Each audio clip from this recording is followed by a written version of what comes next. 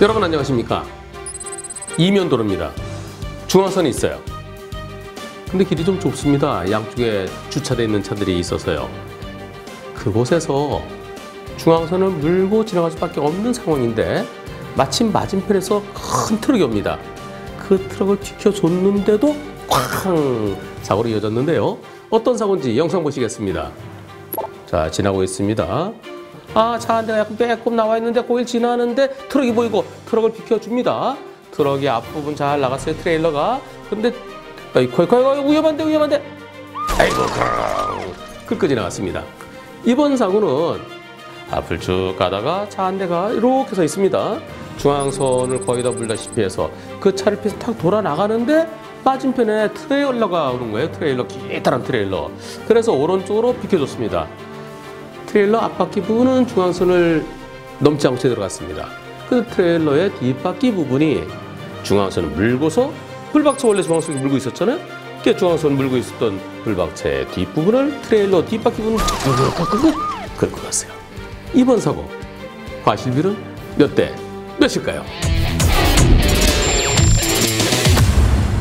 이 사고에 대해 트레일러 운전자가 내려서 아이고 죄송합니다. 아이고 저는 뒷부분이 이렇게 긁고 지날 거 생각을 못했네요. 죄송합니다.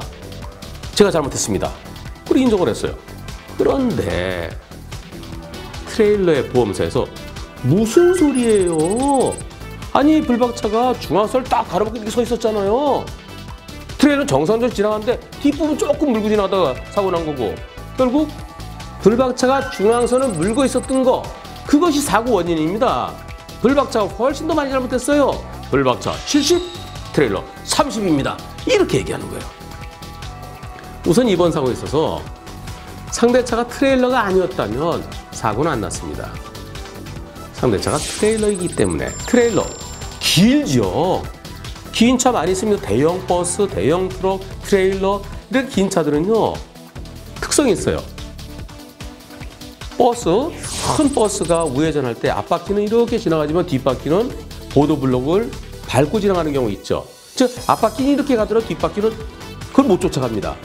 트레일러 보세요. 영상 보시겠습니다. 저 앞에서 트레일러가 보이고 트레일러를 피해서 오른쪽으로 가는데 트레일러 앞부분은 제대로 넘어오죠. 앞부분은 중앙선하고 이만큼 여유가 있습니다. 여유 있게 넘어오는데 뒷부분 보세요. 뒷부분은 중앙선을 물고 와요. 중앙선을 물고 오면서 결국은 중앙선을 아이고 나는 서 있었습니다. 트레일러 오는 걸로 보고서 비켜서 서 있었어요. 근데 트레일러가 앞부분 빠져나가지만 뒷부분이 안 될 것 같으면 어떻게 될까요? 서야죠. 서서 죄송한데요. 뒷부분이 안 되겠네요. 자, 조금만 좀 다시 좀 비켜주실까요? 자, 제가 후진할게요. 좀만 빼주세요. 이렇게 얘기를 해야 돼요. 할 수 없는 것을 그냥 무리하게 지나간 트레일러가 더 많이 잘못했습니다. 그렇다면 불박차에겐 잘못이 전혀 없을까요? 그렇지 않습니다. 불박차가 내가 가만히 서 있었다. 가만히 서 있는데 나를 왜 때려?